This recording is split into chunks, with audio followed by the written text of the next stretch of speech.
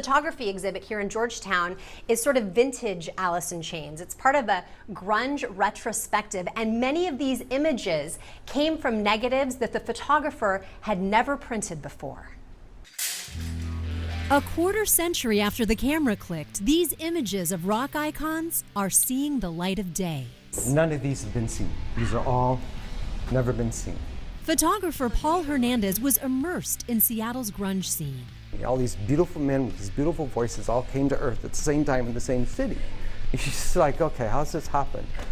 Alice in Chains was the first band he shot after seeing them perform. I had to pull my pants back on because it was completely blown off.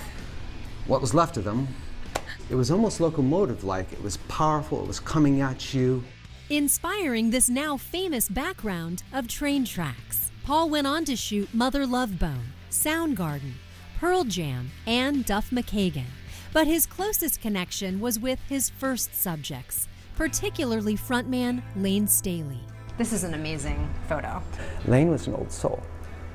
He's an angelic human being. He's the only angelic man I've ever met. Losing people is not an easy thing for me.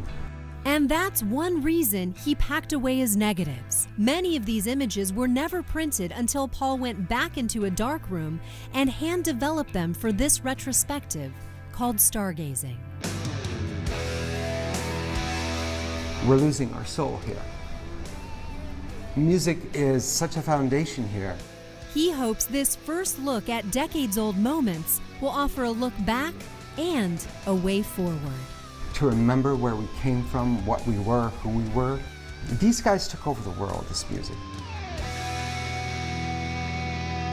You can check out Stargazing right here at Mainframe Gallery through October 17th. We have all of the information on our website, king5evening.com.